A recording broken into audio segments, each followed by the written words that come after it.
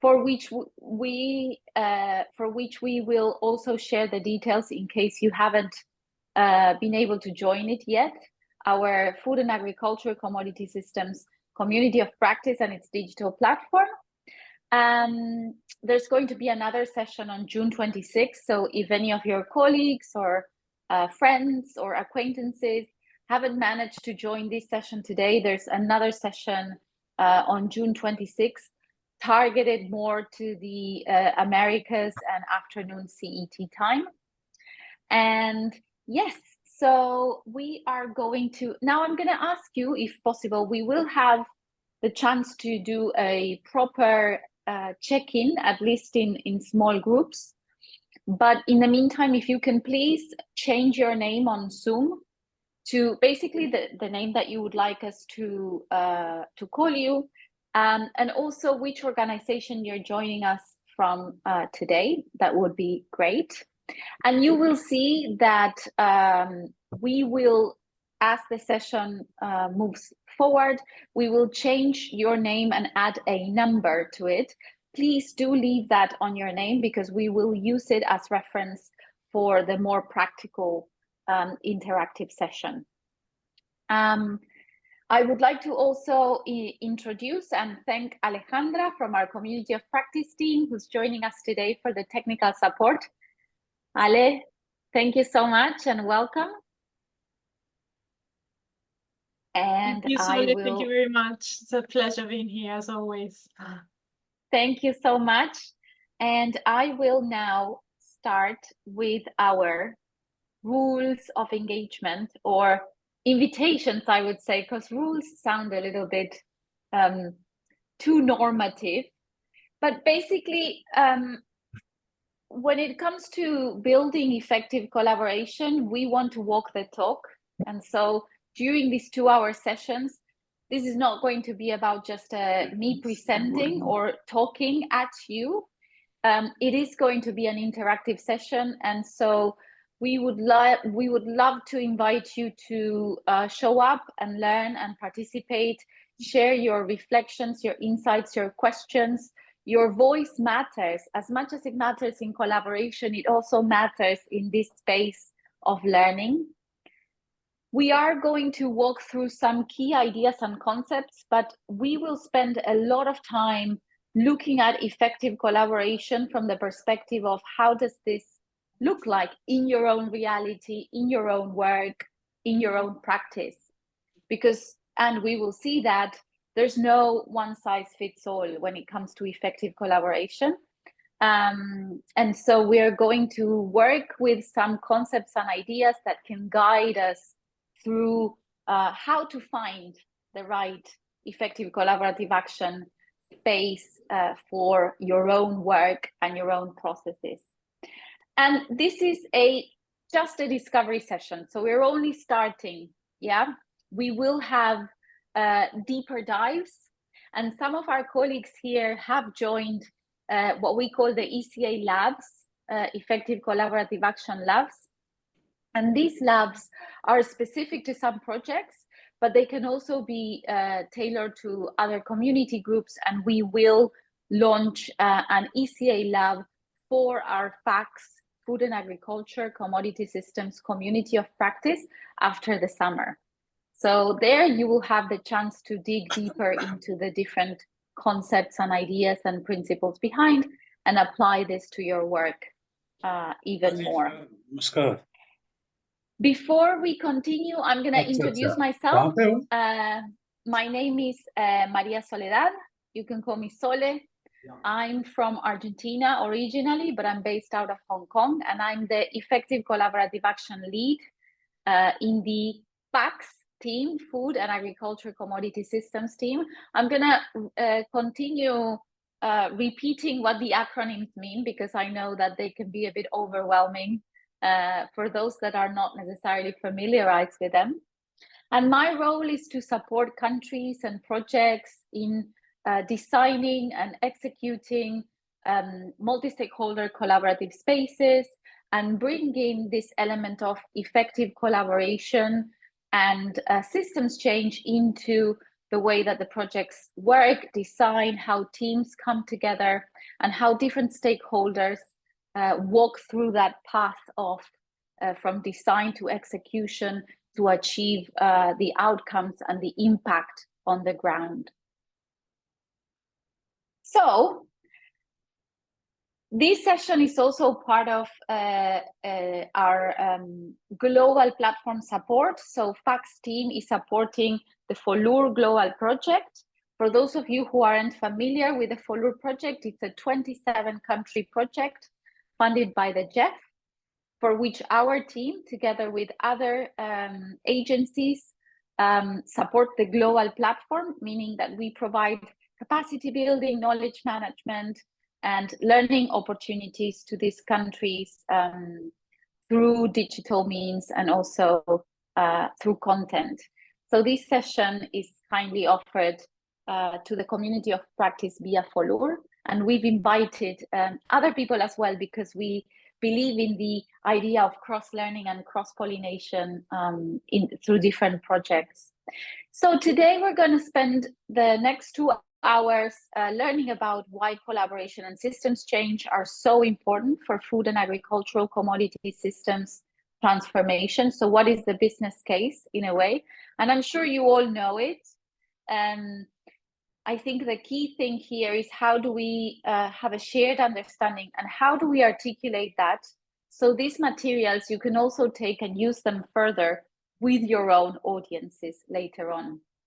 We're going to get introduced to effective collaborative action, and the way that we're going to do that is I'm going to present some of the key ideas and principles, and then we're going to, as I said, apply all of this to your work as we go through the session. So it's not just at the end, but in every step of the process, we are going to invite you to think, reflect, and share, and we are going to sort of co-create the learnings together. Okay, so before I move into the next step, I'm going to have a look at the perfect. Okay, excellent. We have different people introducing themselves on the chat, so thank you very much. Now, the first thing that we're going to do is one lovely, I think, I'm a huge fan of this practice, which is called check-in. And the purpose of a check-in is to invite people to show up, to participate, to break the ice. And in any multi-stakeholder space, this is something that's crucial because it sets the tone. It means that we are actively and formally giving people the opportunity and the chance to participate. We are saying, we want you to participate. And this sets the tone, yeah? Typically in face-to-face events, we would do different ways of check-in. We could do a circle check-in where everyone is standing around in a circle so that you can see each other, and then people will share and respond to a prompt question. We could do paired check-in or small groups check-in. All of that depends on what you're trying to achieve. But the most fundamental purpose is to invite people to participate and also to start building trust and a safe space for that kind of inclusion and participation. And so we're in a virtual space, so unfortunately we can't see each other face to face and physically, but we can still make use of our technology to do this check-in. And the invitation is we're going to give you 10 minutes in breakout groups, in pairs, so it's going to be 2 of you together, and we're going to invite you to think about which image of the ones that you're seeing here represents better your experience of collaboration and why. So just take 1 minute to have a look at these images that are on the screen. Don't overthink it too much. Just feel which one you are more drawn towards, which one calls your attention, and just write that number. Try to remember the image as well. We can share it on your breakout groups also for your reference. And then if you can think of together, you're going to have around 4 minutes each to share which image represents better your experience of collaboration and why. Why do you think you chose that image? And the invitation is for the one that's speaking to just speak, free flow, without having to feel the need to be super articulated. And for the person that's listening to act as an active listener and a deep listener, yeah, and not necessarily try to provide answers or just be there for that other person to listen. When the 4 minutes are done, you can thank each other for the sharing and for the listening, and then turn to the other person to speak. And then we will bring you all together back to the plenary. So hopefully that makes sense. If it doesn't, just let me know. We can use the chat for any clarifications as well. And once you're ready, Ale, we are also ready to move into breakout groups. Everyone should have received a notification on their screen to join the breakout group now. So, thank you.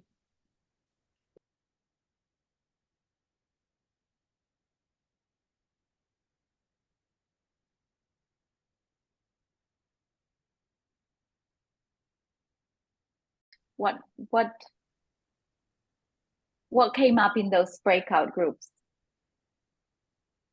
Sure, I'll jump right ahead. Hi, Saladin and everybody. Thank you. I think well, one was hope, was that was the springing greenness, and I think another one that we talked about was that collaboration can be messy at first. It can be uncertain, it can be unclear and messy, and then you have to work together to either sort that out or to find a direction through and out of it. So that's I guess it's not always orderly, nor is it tidy, nor is it clear where it's going for everybody. So you need to, that's part of it as well.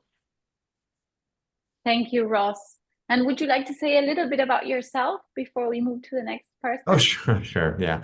Yes. Hello, everybody. I'm with Swiss. I'm based in Indonesia. I'm with Swiss Contact Foundation. I work as the regional director for sustainable agriculture in Southeast Asia and into South Asia. Thank you, Ross. Who else would like to share what came up for you in this brief check-in?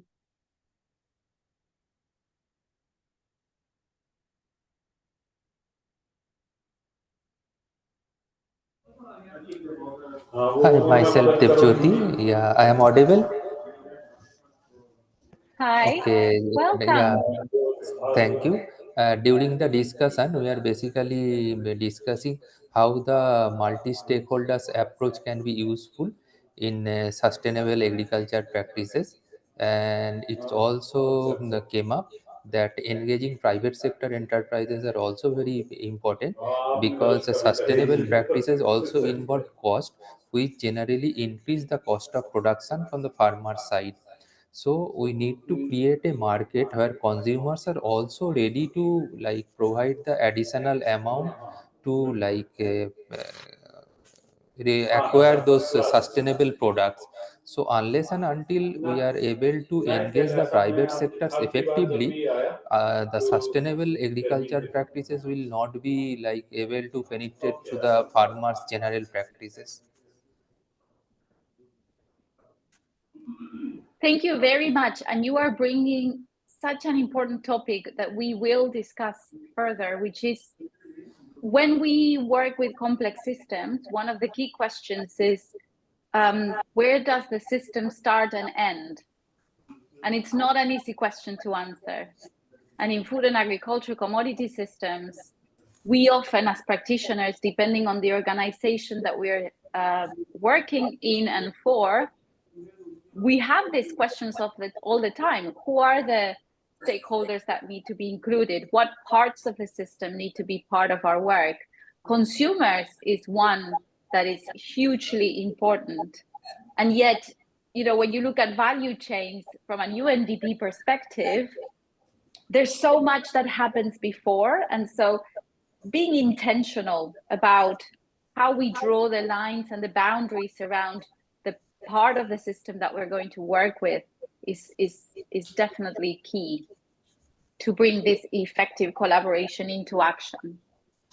Thank you very much. Perhaps one more person that could share, if you were not in a pair, but you had the chance to look at the images and reflect on what it meant for you and you want to share, that would be also welcomed.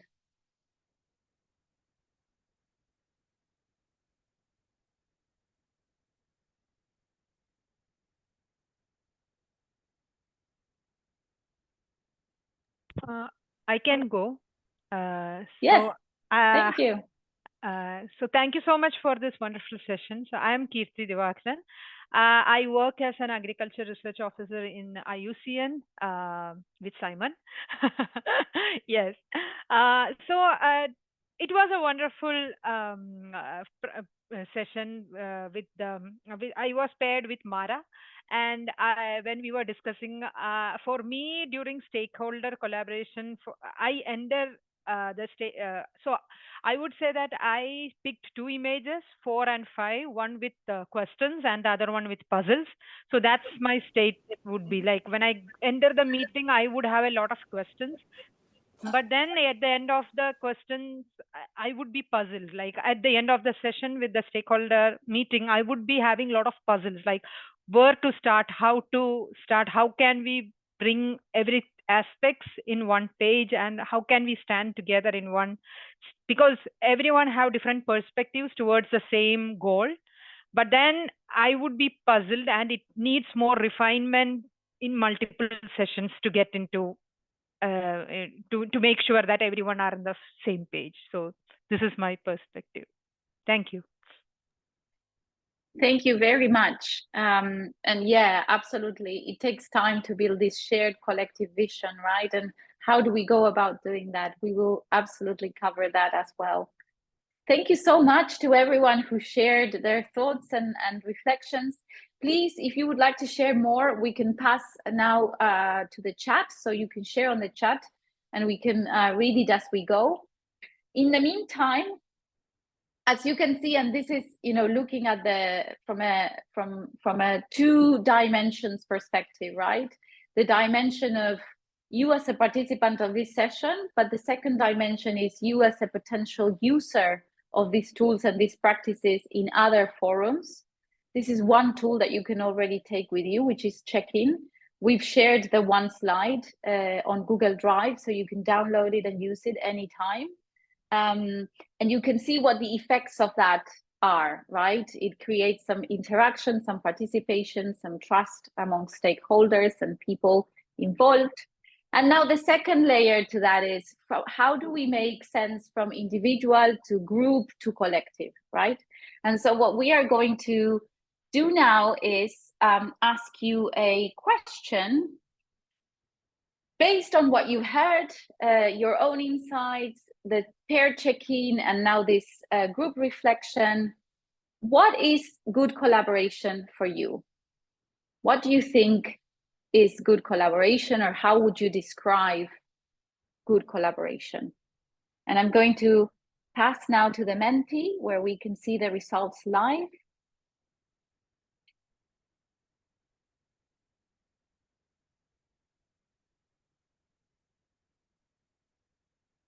My computer is a little bit slow today, but yeah, there it is. And so I'm going to share now.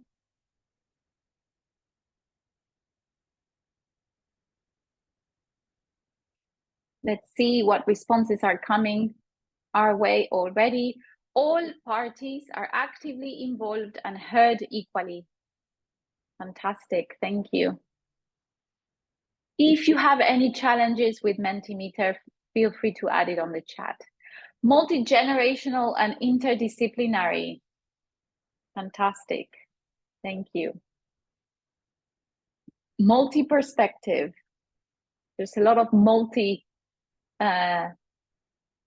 which is great. It's definitely when everyone can compromise and agree to achieve the same goal. This is very interesting, right? And we talk a lot about this idea of, does shared vision necessarily mean that everyone is in agreement, or in agreement of what, right? So very interesting, this idea of compromising. What else do you think makes good collaboration? Let's wait for a few more seconds, see if there are any other. There's a partnership among all stakeholders. Brilliant, yeah. Everyone invests time and resources as per their possibilities, and everyone is heard. Interesting as well, and this last point also speaks about the expectations. We are going to talk a little bit about perspectives, because that is a tricky side of collaboration, right? What are my possibilities? What do I think are my possibilities? What do you think should be my possibilities? Achieving a common ground despite the differences in perspectives. Yes, absolutely. Common ground.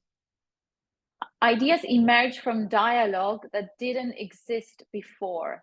Excellent, right. It's not about the sum of the parts, it's about the new things that can emerge by combining our own individual and group thinking. Equitable, based on different strengths, weaknesses, and resources. Focus on the common goal, not the differences. Synergy, trust. Beautiful. Yeah, that feels like good collaboration. So the key question is, how do we enable all of this, right? And hopefully we will get into that as we continue progressing. Now, before we get into, we've come to a shared understanding in this group of what is good collaboration. And so before we continue unpacking, how do we go about enabling good collaboration in a multi-stakeholder space or in any collaborative space? We're going to now zoom into systems change, because effective collaborative action applied to food and agriculture commodity systems is about how do we bring good collaboration into a complex system, which means that we need to have that systems mindset, systems view. And what does it mean to have a systems view? Yeah. So why is collaboration key to systems change? And I'm wondering, I'm sure there's someone in this group that knows the story of the elephant. Can you raise your hand if you've heard it before or if you know it? Yes, fantastic.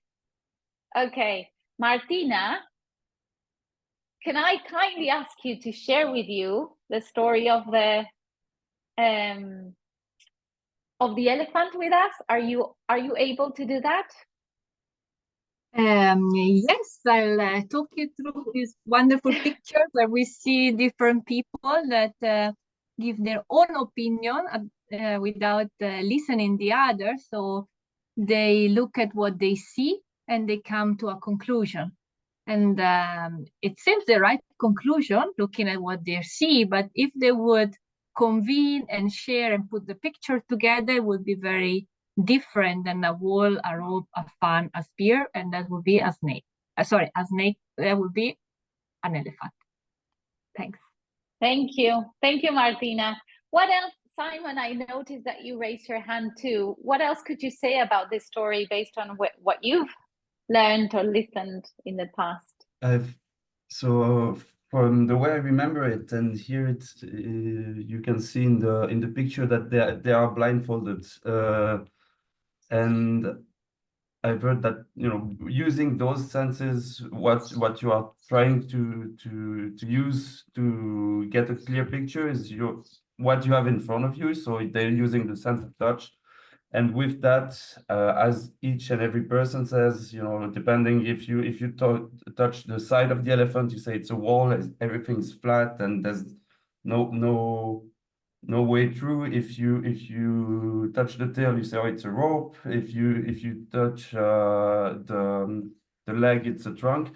And each of those point of view from their worldview, their limited perspective, so to say, because they don't have the full picture and they don't have the overall view, is valid in itself. But you have to put all of that together to get the image of an elephant in its entirety. So everybody's right and nobody's really right without the rest of the perspective being brought in.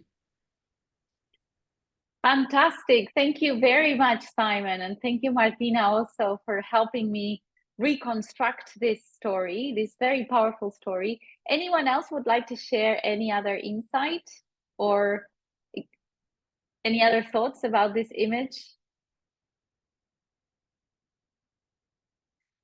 Good. So yes, absolutely. Martina and Simon have done an amazing job at explaining the story of the elephant. And basically the story is, imagine that you have people, a group of people that have never seen or encountered an elephant before. And they're blindfolded and they're asked to describe an elephant by what they can access from that elephant. And each person is assigned a specific part of that elephant, as you can see. And so based on that specific part, they describe the elephant as a wall or a rope or a tree or a snake or a fan or a spear, because they only have access to the tail or the body or the trunk or the ears. Yeah. And so they can only describe the elephant by that tiny little bit that they have access to. And as Simon was mentioning, they're not wrong in and of themselves, but the reality is that they're not accessing a rope. It's not a tree, it's an elephant. It's just that because we have a limited access to the system, we can only describe what we see. And it's only by combining all of those different views and perspectives that we might be able to build the whole picture. The additional twist that I really like about this story, that to me speaks a lot to multi-stakeholder collaboration, is that the story goes on saying that as people talked to each other and described what they found to be the elephant, they became suspicious and distrustful of each other, because they felt that the other person was trying to trick them to think that what they had experienced as a tree was actually a rope. And as you can see, and Simon mentioned as well, and Martina, they're neither right or wrong. It's just a different experience. And this happens a lot in multi-stakeholder collaboration, where much of the conflict can happen and come from basically a different way of seeing the system, a different perspective, a different positioning. This slide is particularly helpful in multi-stakeholder processes to open up that awareness of, well, perhaps that other party is not trying to purposefully deceive me or hurt me. It's just a different perspective. Or how can I work from there, from that understanding? Now, we're going to get a little bit more into the nitty-gritty of effective collaborative action and food and agricultural commodity systems now. And one of the key things that we like to remind ourselves of is why UNDP is working on food and agricultural commodity systems, and why obviously it's so important to think about multi-stakeholder collaboration in this particular field. So agriculture accounts for 70% of freshwater use. Agriculture is also responsible for 80% of global deforestation. So here we are referring to different systems that agriculture is touching upon or impacting. The drivers linked to food production cause 70% of terrestrial biodiversity loss. On a more social and economic side, agriculture accounts for 60% of the labor force and produces 25% of the GDP in low-income countries, and over 2/3 of people surviving on $1 a day live and work in rural areas, either as smallholder farmers or as agricultural laborers. So as you can see, food and agricultural commodity systems are not only a great example of complex systems, but they are a great example of a system that touches upon every single sustainable development goal, which is the heart of what UNDP serves and works towards at a country level and globally as well. Now, effective collaborative action came about because our team, the Food and Agricultural Commodity Systems team, 15 years ago, starting working with different countries and different commodities in trying to bring life to these collaborative spaces, what we call platforms and dialogues, yeah? And so in doing so, there was another methodology that was much more following like a step-by-step approach, very linear in a way. And as we grew in our experience of facilitating and convening these kind of spaces, we realized that the linear methodologies don't necessarily do justice to the complexity that we face. And we also need to somehow find ways of working through that complexity. And so effective collaborative action tries to not simplify, but make that complexity workable, yeah? In the understanding that we need to find effective ways of bringing about change, because our food systems are in crisis. We know what kind of technical solutions need to be implemented, yet we don't see the progress that we need to see. So there's a key question there. How do we find effective ways of bringing change? We also know that collaboration is key, that we need to redefine the elephant, and it's not just about each part of it. The paradigm of agriculture production, which is our elephant, needs to be redefined. And this means working in a very complex system that has a lot of intricacies and interconnections at an eco-political, economic, and social levels. So there's no single organization or person or institution that can do this work by themselves. The elephant is too big, too complicated, too difficult for just one institution. And given all of this, we still need to take action, and we need to take action fast to minimize the presence and impact of these trends. So how do we go about doing all of this? And effective collaborative action is our way of continuously trying to bring some kind of methodological approach, pace, rhythm, tools, and help practitioners that are working and navigating through these challenges, bring some kind of structure and rigor to that process. As I said, we worked now more than 15 years in different countries with different commodities, established 17 national commodity platforms and 15 subnational commodity and dialogue platforms, 10 national action plans. So this is about the institutionalization of those dialogues and how those platforms come up with policy in a way, which are these national action plans and regional action plans. And we will go into two key examples very soon. So in a nutshell, where we see effective collaborative action can add value is at that intersection of the individual, the collective, and the system, as we did today, you know, from the check-in of what is your experience of collaboration to what is your collective peer experience to what is our experience as a micro system today. And combining those dimensions with the how we apply technical solutions. So the what is still very important, of course. The how, so it needs to be participative, inclusive, building relationship. Our theory of change is that the technical solutions are much more effective when they're implemented in a participative, inclusive, and relationship building way.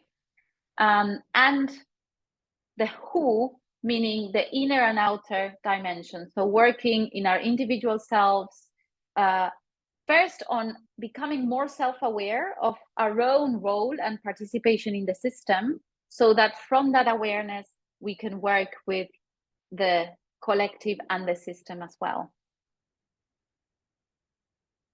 And this will become much more clearer as we start implementing it. I'm not expecting you to be able to read this slide because it's very, very blurry and with very small words, but it's just to give you a sense of the different countries in which we have implemented effective collaborative action so far, and as well the different projects. You will have access to this slide if you wish to see it more in detail. Now, in terms of the cases, I brought two cases just to share with you practical examples. The first one is in Peru, and it's not just about the practical examples, it's also about the learnings. So one of the countries in which we've been applying effective collaborative action quite sustainably over time is Peru. For coffee and cocoa. And what we've been doing for a number of years now is we've been working on supporting Peru in, first of all, developing the governance mechanisms to transform both the coffee and the cocoa sector at a national level and at a subnational level by facilitating a multi-stakeholder platform that developed the national action plan for the coffee sector and then translated into regional platforms. Yeah, in the case of Peru, the process started at the national level and then it moved much more towards the subnational level, as it was perceived that the impact, the capacity for impact and for mobilizing stakeholders, which was much stronger at the subnational level. And so after the national development plan for coffee sector was, the national action plan, for the coffee sector was developed, the platform also supported the development of the national plan for cocoa and chocolate value chains. So in the case of cocoa, it was also looked at from the perspective of a whole value chain process. And this plan was created by a multi-stakeholder and multi-sector working group called Grupo de Trabajo Multisectorial in Spanish.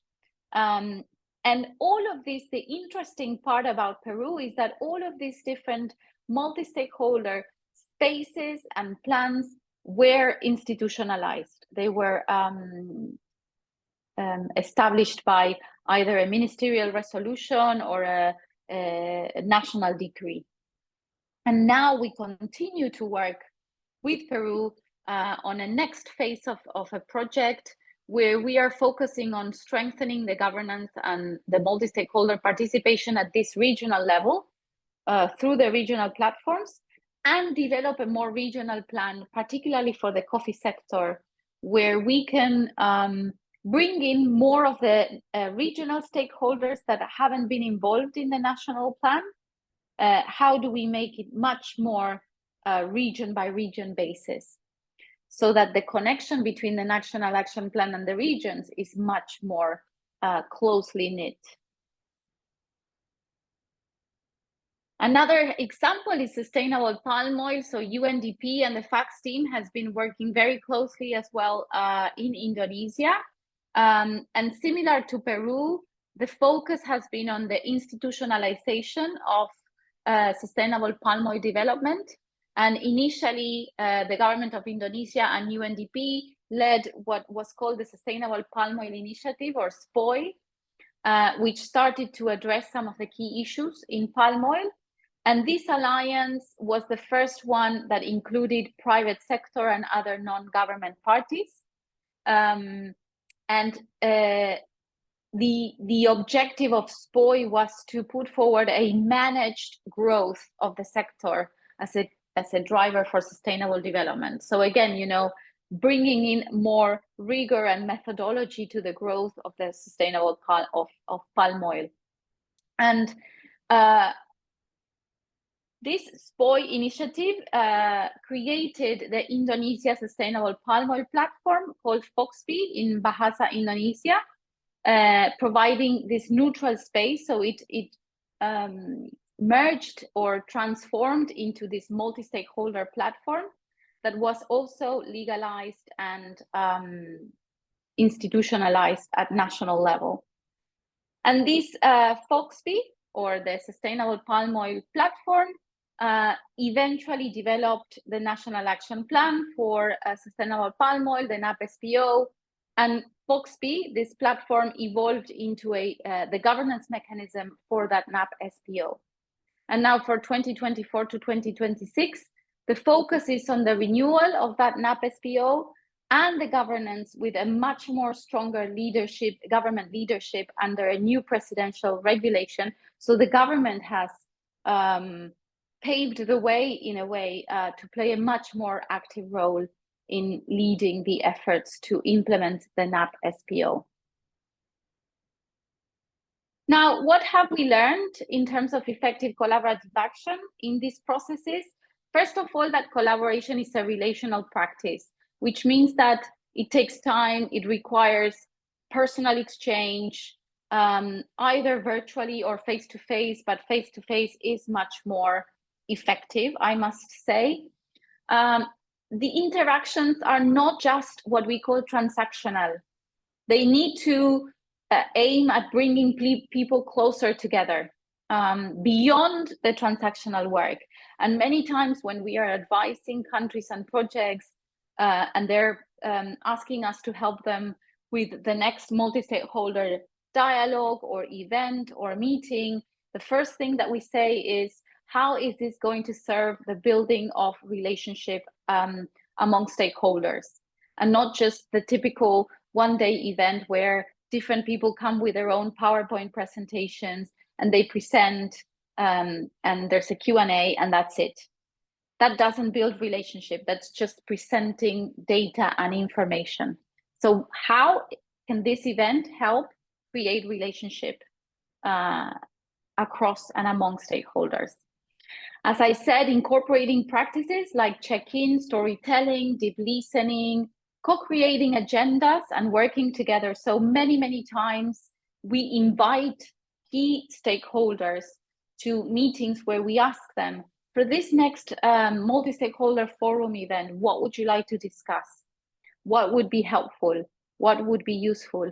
For this coming inception workshop of this particular project, how can we make this more participatory? So participation doesn't only happen during the event, it can also happen, and most importantly, it should happen before. Yes, all of this, as the slide is trying to recreate, shows that are effective tools of building relationship. Building leadership and trust, also, these are key leverage points. So thinking of leadership capacity. So in many cases, we see key stakeholders benefiting from understanding what does it mean to lead this kind of work? What does it mean to lead food systems transformation? What does it mean to lead policy reform? What are the capacities and skills that I need to have in order to enable that? And in many cases, this is not given. This kind of capacity building is not given to government officials. It's not given to private sector leaders. It's not given to other partners that are, or smallholders or farmers associations. So how do we build these leadership capacities of key stakeholders involved? How do we build trust? This we've already discussed quite a lot today. This is a key element. How do we build a safe collective space for participation? How do we build trust on the process, on the collaborative process as such, on the facilitators and the conveners? Because it's not just about trusting each other. It's about trusting each other, but it's about trusting that as a group and as an individual, you are being held in that process properly. Otherwise, you don't surrender to it. And how do we provide consistent support, meeting people and project teams where they are?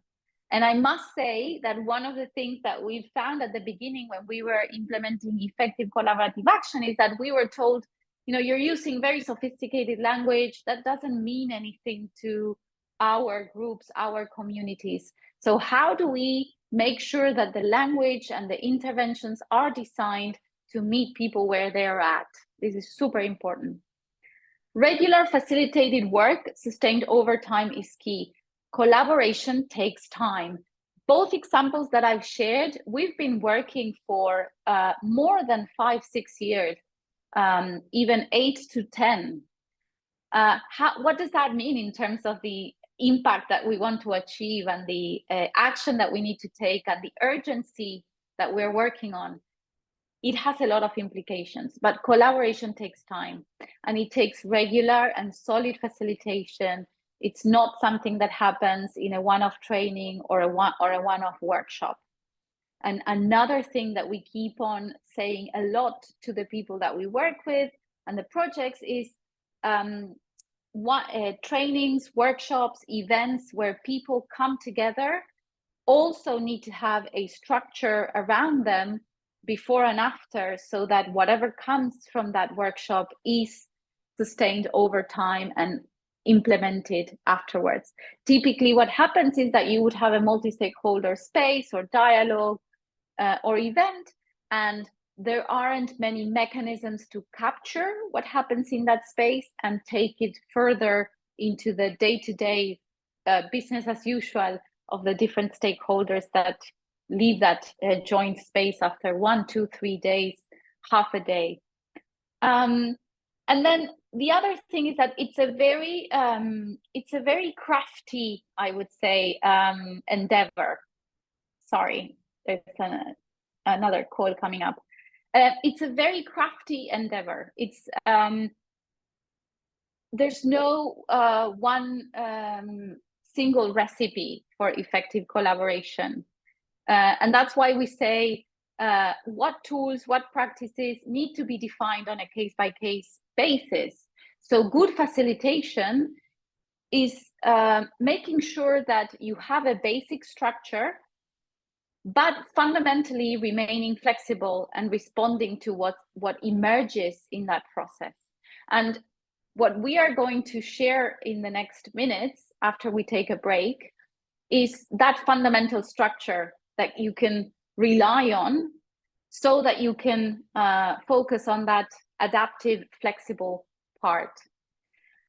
Finally, the other learning, as I mentioned in both cases, Peru and Indonesia as examples, always try to aim for institutionalization, because institutionalization of collaborative spaces is what is more likely to help build long-term sustainability of these collaborative spaces and grant validity to those collaborative spaces to be relevant, valid spaces for policy reform, for advocacy, recognized by government and private sector, to apply for financing. They become entities in themselves. The other thing is institutionalizing and documenting a shared vision for the sector or value chain. So as we saw, regional, national action plans, this can also support the commitment to action. And finally, institutionalization in terms of governance and collaborative process, having a good structure that supports the work, ways of working, capacity building, all of these different elements that we discussed already. So I feel I've spoken too much, and I'm sure you feel the same way. So we are going to and it will be interesting to hear as a sort of how people have been dealing with that question and whether it's very context specific as well. Excellent. Thank you very much. Anyone would like to share their response to Godwin's question or insights on institutionalization?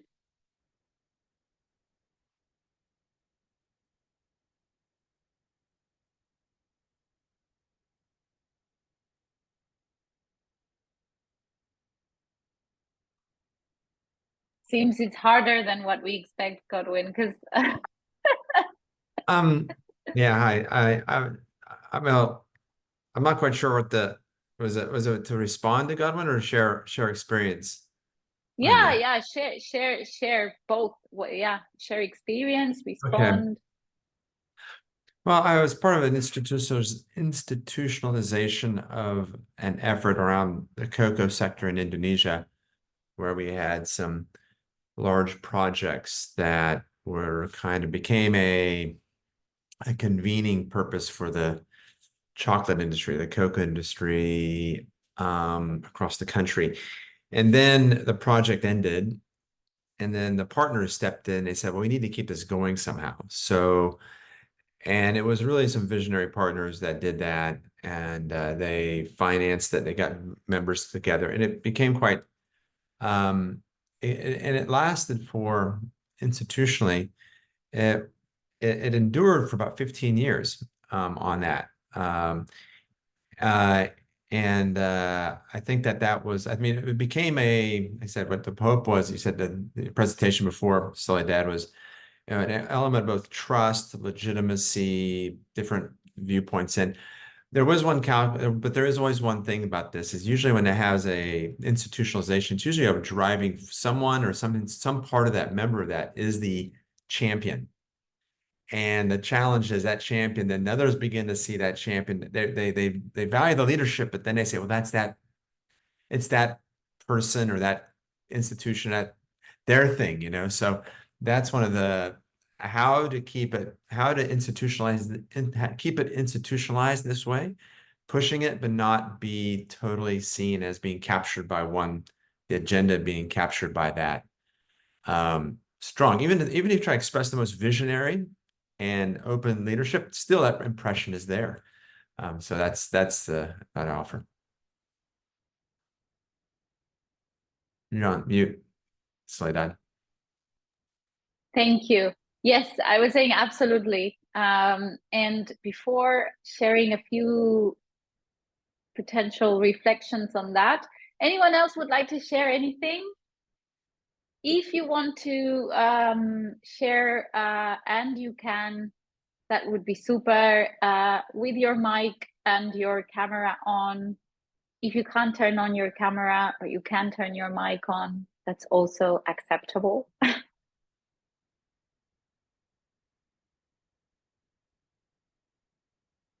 Perfect. Well, yes, Prasanta. Hello? Oh, I think that was an unintentional unmute. If anyone wants to share anything, please feel free to raise your Zoom hand or just unmute yourselves and share. What I would say is, as you were saying, Godwin, institutionalization takes a lot of time and effort. And in some countries, it's virtually impossible. I come from a country where it is virtually impossible to institutionalize anything. But what we do see as a counter reaction to that is that grassroots movements, there's a sort of legitimacy to uninstitutionalized movements that comes as a counterpart for when formal institutionalization is not possible. And so how can we leverage on that when it becomes too much? And not only too much, but also to say the effort is not worth the while, because the problem is that sometimes in some systems, in some countries, institutionalization doesn't mean anything, you know, in practice.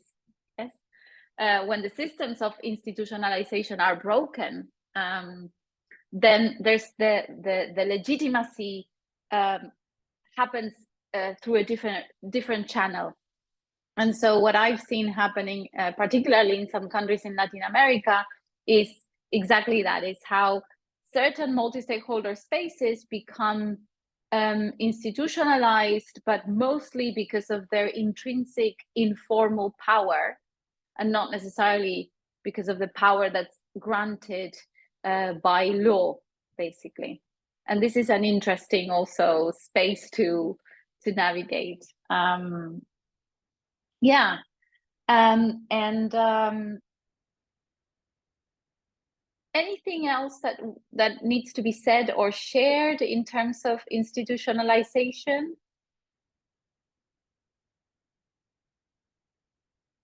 Thank you, Ross, as well for sharing your experience with Coco. Absolutely needs champions, and you're so spot on in terms of how those champions end up being sort of granted that role of holding the space.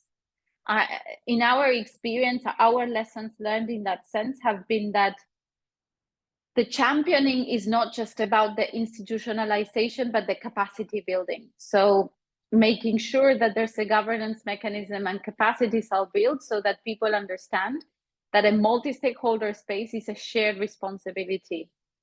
And it comes back to that facilitation, right? But it's not easy. And it's much more comfortable in a way to say, oh, it's this party leading. They're going to make sure that things are worked out. And when those parties are not there anymore, whether someone steps up or doesn't is quite crucial. Okay, excellent. Thank you very much. And now we're going to move towards this application of these ideas and challenges into our own work. By the way, you've been granted a number on Zoom, as you can see on your name, and we are going to use that very, very soon. Now, we talked about what is good collaboration. We talked about why collaboration is important in systems change. We talked about how does effective collaborative action looks like. And we are now starting to talk a little bit about this question, which is what gets in the way of good collaboration. And the invitation is for you to share perhaps one or two reflections on the Menti so that we can see them on the screen live, and we can use that as an input for focusing our work in the next 40 minutes in this session. And I'm going to open the results and share them now.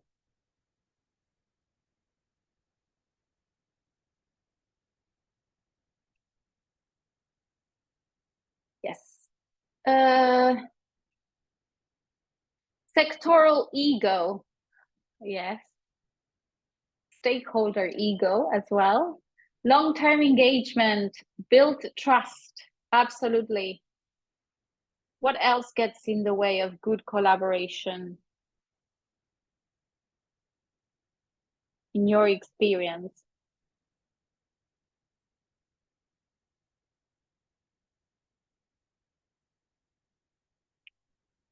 I'm gonna open my own Menti to add. What else?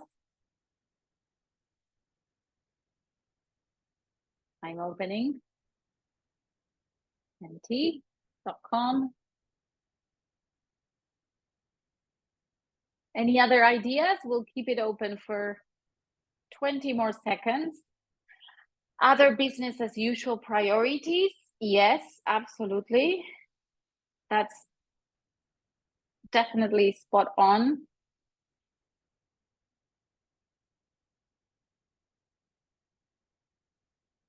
Well, feel free to continue sharing on the chat.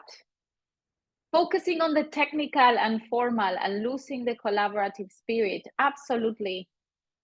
Management, leadership don't prioritize or support the collaborative activities. Lack of leadership. Yes. Forcing all stakeholders to participate in all steps despite different skills and power dynamic. Oh, this is a very interesting one. Who needs to participate when, and what does that mean, right? Absolutely. Repetitive, unproductive discussions, bureaucracy, yes. We talked about this before, right? The sort of the culture of having these multi-stakeholder events where everyone presents their own thing, but there's no co-creation, right? There's no interaction, there's no working through things together. Yes, and so many other things I'm sure you have in mind that get in the way of good collaboration. So let me just have a look at the chat.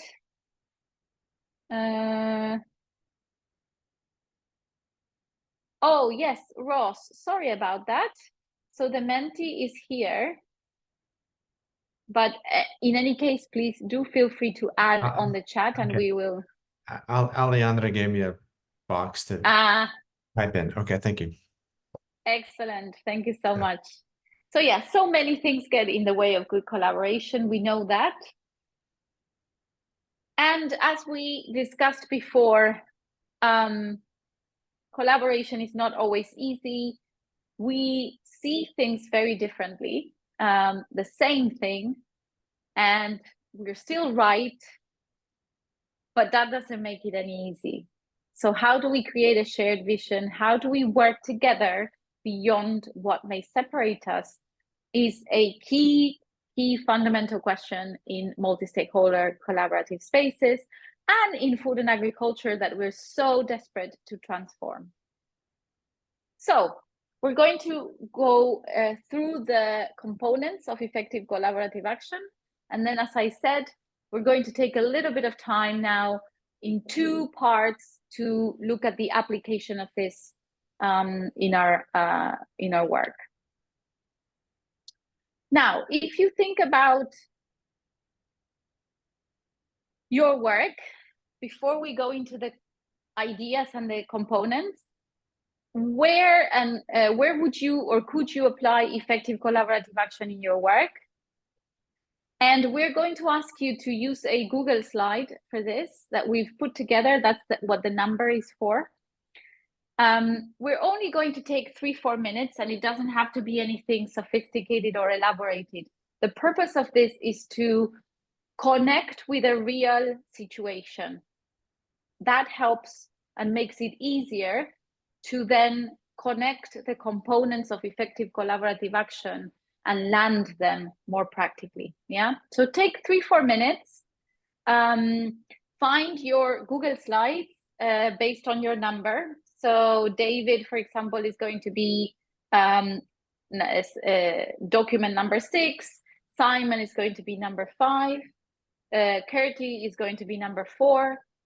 And just take 2-3 minutes to write where would you or could you apply effective collaborative action in your work, and 2-3 bullet points on what is the current situation and what would be the ideal future scenario. Yeah. And lovely to see you, David, by the way. I realized I haven't properly greeted you. Very nice to see you here. I know it's late for you, so thank you for joining. And so it's 26 past the hour. We will take 4 minutes or so, until 30, 31, 32, and then we'll come back to the plenary for some briefing on effective collaborative action, and then we'll do a final exercise after that. By now you managed to, hopefully by now you managed to identify a few bullet points and a particular case where you can apply effective collaborative action to. And we're going to now move into the actual methodology. And so effective collaborative action has different components. The first thing that I want to share with you are the components that speak to how we structure how we can structure a collaborative space, the design of a collaborative space, which can be massive as a platform or can be as simple as one particular dialogue, one particular event. So these 4 building blocks work at all levels, big and small, yeah?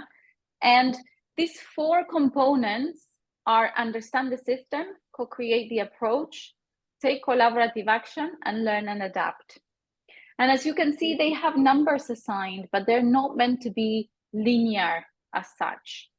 Yeah, it depends on, for each case, where you come from in terms of understanding and preparation, that you're going to put more or less emphasis. So if it's a completely new project, for example, you probably have to spend quite a lot of time in understanding the system, which is about awareness, making sure that you know what the different parts are, how they are involved, what are the connections and interactions between them, what is the current situation and what needs to change. Yeah, very simple, in very simple terms. Now, once you have and this can be as simple or as sophisticated as you need it to be, yeah? So we go from doing a 1 hour analysis, focusing on these dimensions that I've described, to multiple day systems mapping process. It can go all the way, right? It's up to you to decide how sophisticated and how deep you need to go to. But the important part is we need to feel we are understanding the system enough for what we are trying to create or to hold as a collaborative space.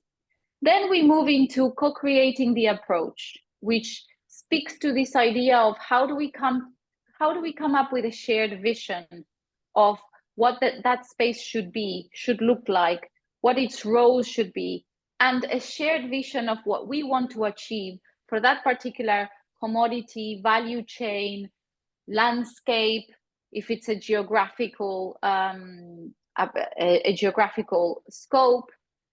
So how do we design visions, plans, and pathways for change?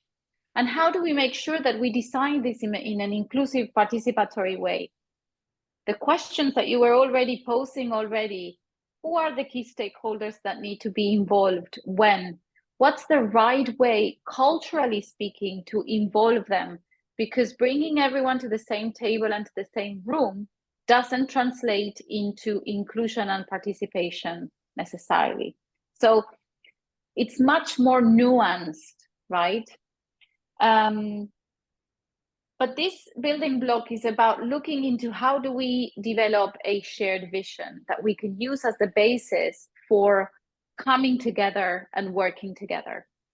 Then it's about the action. So once we have that foundation that brings us together, how do we take action? How do we work together? What are the ways of working? What are the communication channels that we use? How do we make sure that we have mechanisms where we can raise important issues to each other? All of this is focusing on take collaborative action. And what are the actions that need to be taken, and by whom and by when? Yeah. So work planning, communication. Here it's all about how do we enable the doing. And finally, there's an element about learning and adapting. So we need to make sure that we find spaces and time for reflecting, for taking a step back, for documenting what we are doing, not in a sort of bureaucratic way of keeping track of everything that's been done, but from a learning perspective. What are we achieving with this kind of interventions? What's the impact that we are bringing or not bringing? And how can we learn from that so that we don't keep doing the same thing over and over again, thinking that things will change when they're not? How do we know that things are changing? Yeah, so, and this requires a lot of flexibility. In a world where we work, where we operate as many of us sustainable practitioners, that's pretty much driven by log frames and Excel spreadsheets with action plans and work plans and so on and whatnot. So how do we make sure that we embed learning and adaptive management into the structure of the project, the design of the project, and the execution of it? And how do we do this not only as a project team, but also with our stakeholders? So then the other dimension that we need to think about is we need to think about what stakeholders need to do.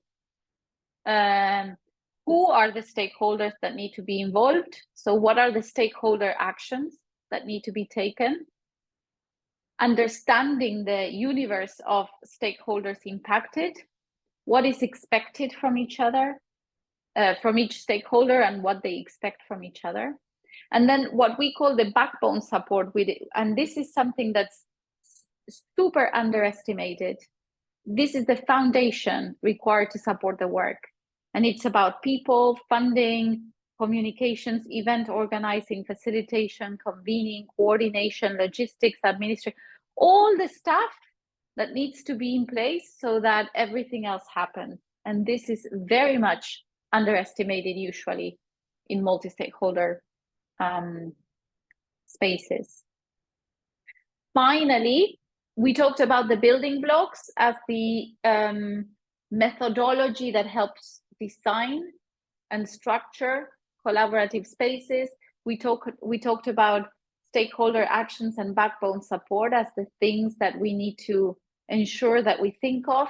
And then we have the softer side of how do we actually make that good collaboration happen? What are the things that we need to be paying attention to?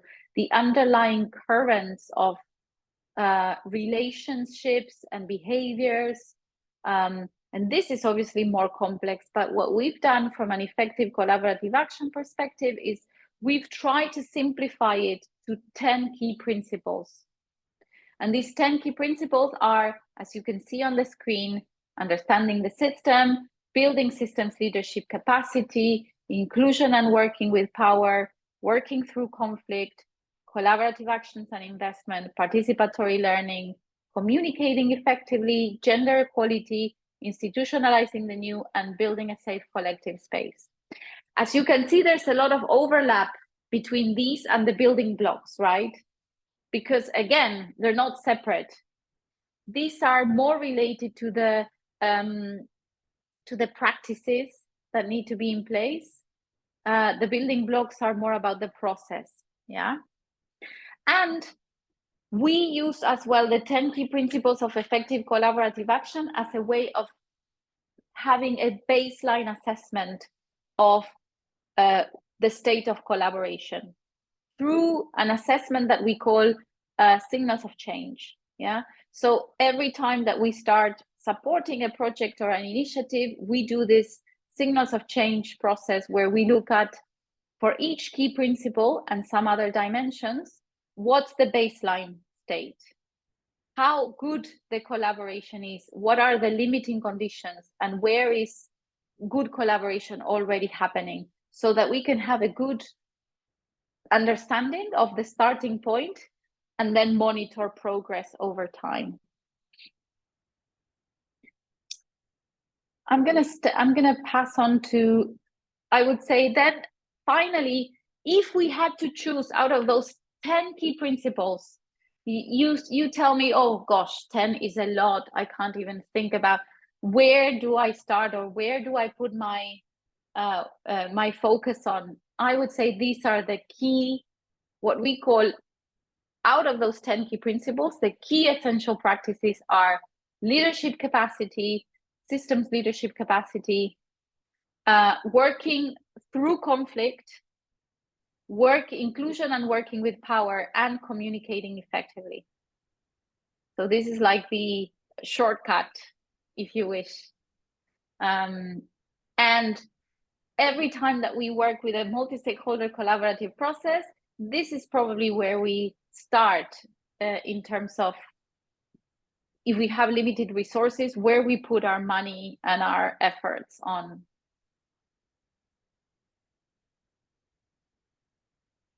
As I said, we will share all of this with you, this presentation and all the resources. There's a guide on our website that you can download with much more information than what I can give you today in 2 hours. And of course, I'll stay at your disposal for any questions, follow-up questions. But now, having said all of this, for the purposes of today, we're going to focus on, if we have to implement effective collaborative action tomorrow, where would we start? And so the building blocks are the easiest entry point, I would say.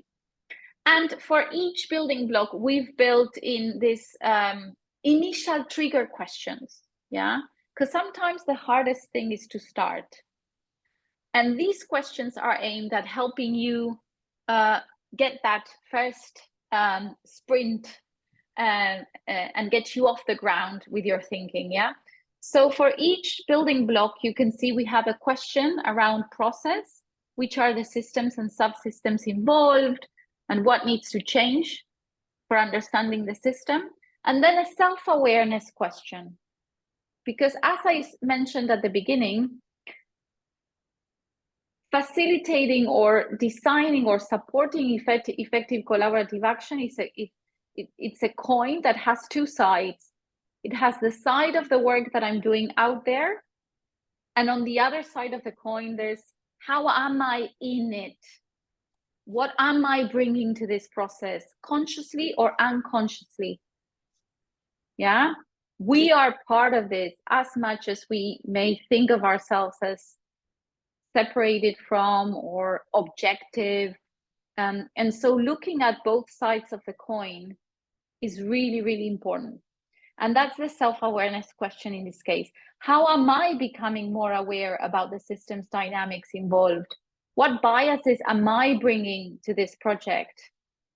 Because if we are the designers, if we are the facilitators, we have a very strong power of excluding parts of the system inadvertently if we don't ask ourselves these kind of questions.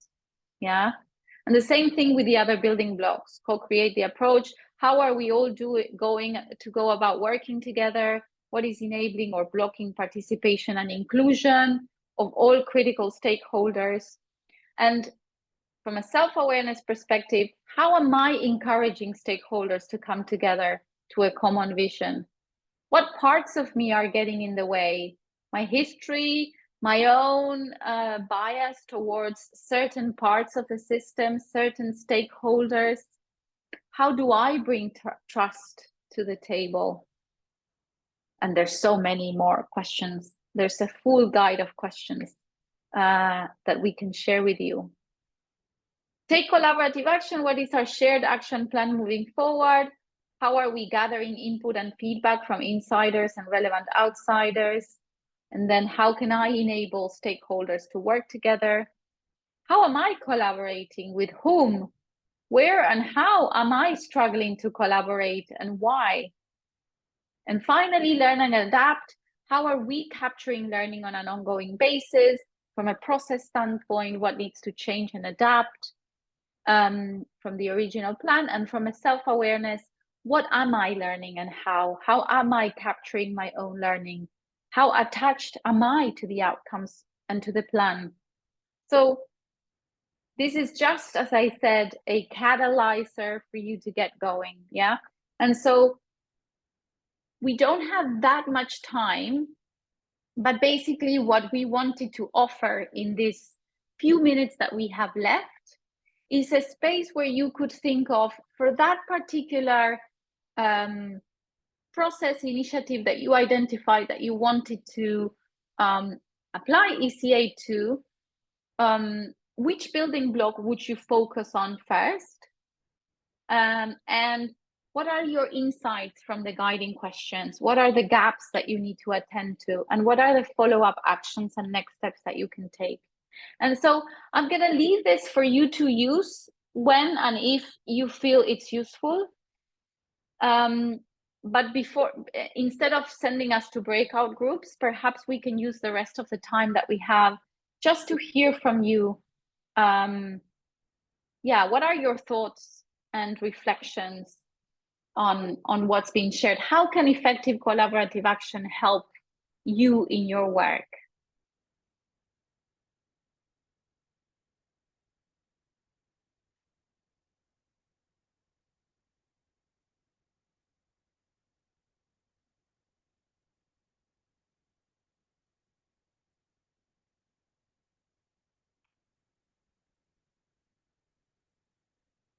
Any thoughts? Well, lots of thoughts. The question is being able to put them together into words. That's a challenge right now. Yes, absolutely. That's always a challenge, right?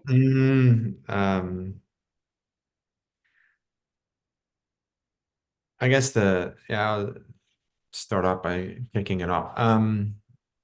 There's quite a few things that are on my plate right now that involve collaborative action. So it's I think the most thing is one thing you said is this, to develop a sustained engagement. And what's the best way to do that? Is it to focus on just one group? Or so there's a lot of different, that's a part there that's challenging right now, is to focus. But not only that, given the time constraint, I need to spend time, then make sure that engagement is positive and not going backwards. So I think that the good building blocks you've given, so that, and I've heard them before, but I needed to hear them again. So and just in a different in a bit different context.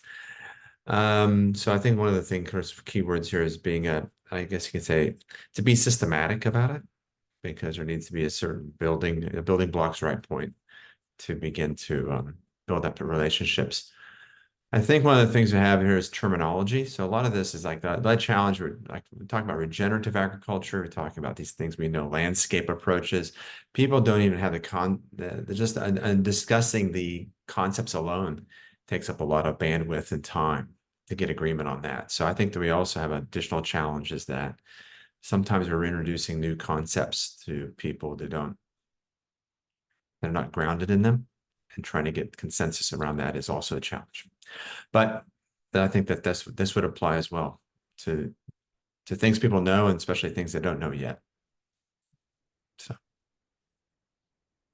I think to build upon what Ross just said.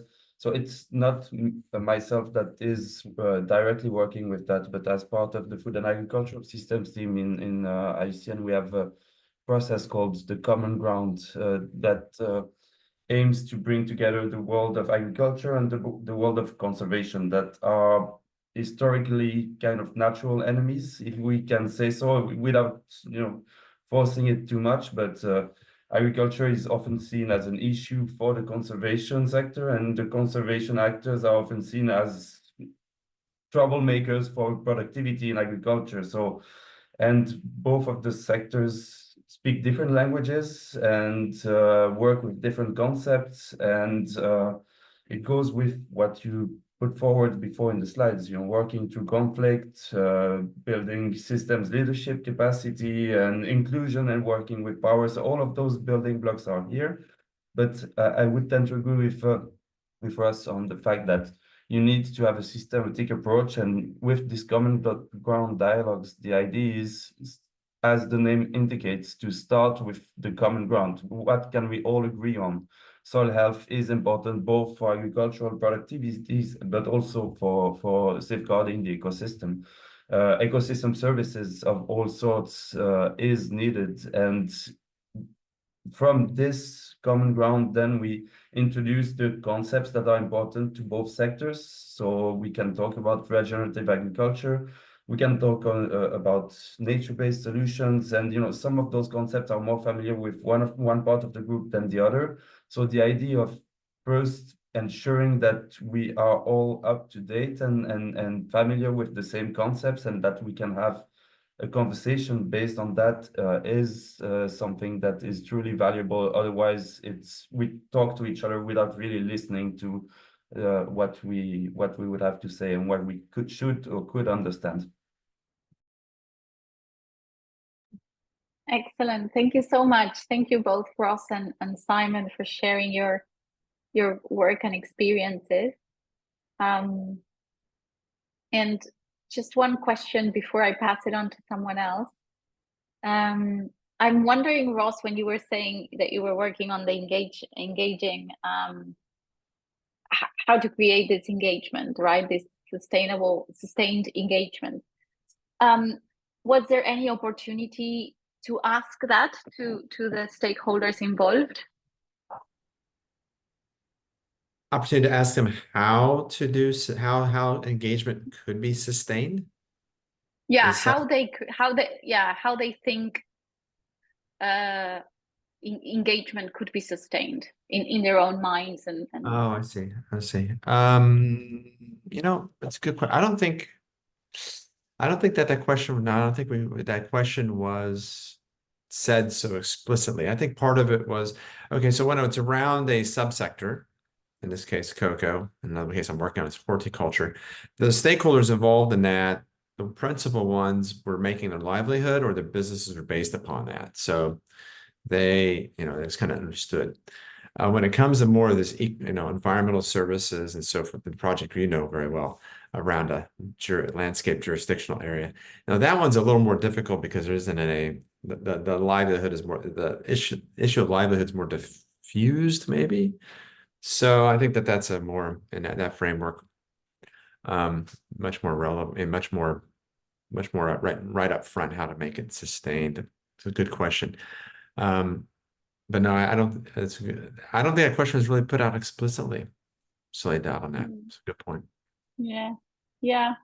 Would be interesting how that could be done and what would come up. Yeah. And Simon, please. Go ahead, sorry. Go ahead. No, Go ahead.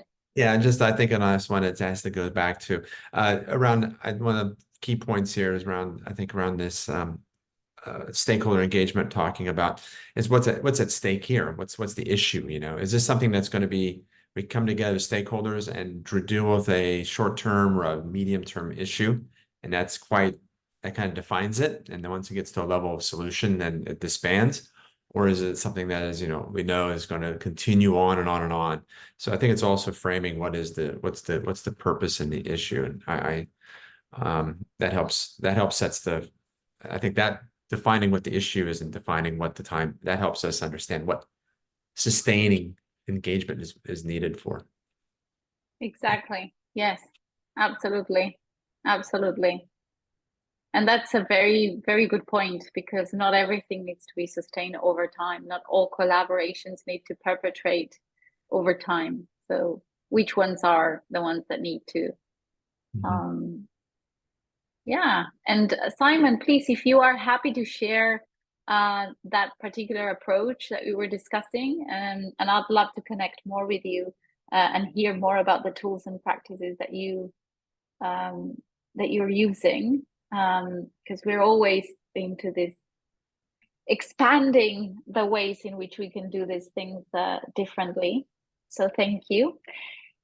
We're getting close to the end. And so is there anything else that wishes or needs to be said or shared before we move into our final remarks, and perhaps ask you to spend 2-3 minutes providing your feedback to this session so that we can continue creating spaces that are relevant for you? Anything? Any closing remarks? Any questions or feedback?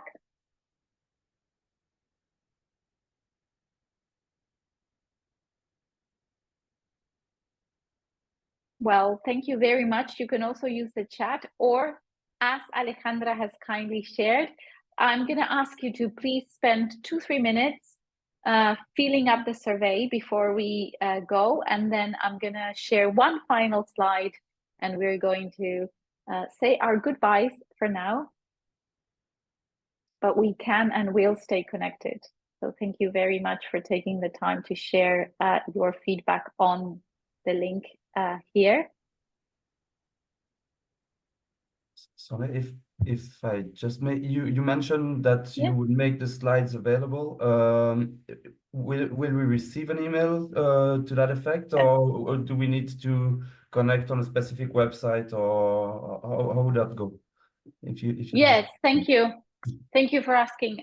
Yeah, you will receive an email, a follow-up email with all the materials. There's a few handouts. There's the slides. There's a more detailed yet short survey as well. And then I'll send you an email as well separately to hear more about your work.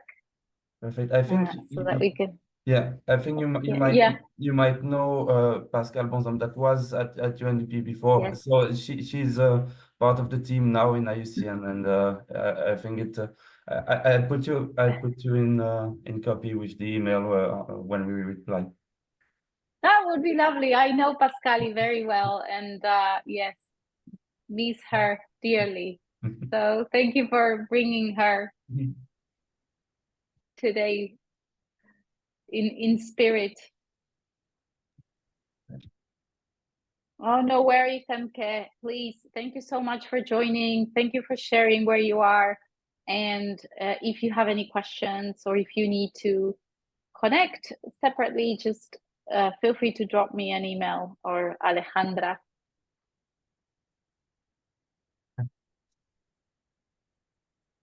Okay, so thank you for taking the time to fill out the survey. I'm just going to share one last thing that I think is important for you to know, and we will share this as a handout. As I mentioned, for the 10 key principles, the 10 key principles are the things that we use to establish that baseline of collaboration. Where are we? What's our starting point? And how do we move forward? And for this, we have what we call the 10 key principles flashcards, which are taking each one of those 10 key principles through the journey of examples of things that can be limiting conditions to good collaboration, examples of tools and practices that can help advance, examples of what we call signals of change, which are ways in which we can identify that change is already happening and progressing. And then obviously a space for us to identify our own limiting conditions, our own tools, and our own signals of change that might not be captured in the framework that we offer. Yeah. So we will share this as well. And if you have any questions, don't hesitate to let us know. What's next? Then, as I said, after the summer, we will be doing a deep dive on ECA. This will consist on around 4 sessions. This is just an example of the 2023 ECA labs that we conducted, where we will go deeper into those, fundamentally those essential practices, right? Those 4 key things that we discussed. We said, these are the ones that we need to zoom in if we have limited time, limited resources, which is typically what would happen. Okay, thank you so much. Loved the energy and the participation of this group. Really appreciate your time. I know taking 2 hours on Zoom is not probably as nice as doing it in person, but yet you are still here and you shared a lot of yourselves, which I really appreciate. And thank you, Femke, for sharing as well your work. Definitely keen to investigate a little bit more what you've done. So reach out to us for more details. And we are right on time. Thank you so much. See you again. Thank you, Soleil. Take care. Cheers. Thank Thank you. you. Thank you, Ross. Thank you, everybody. Hi. Thank you, Simon.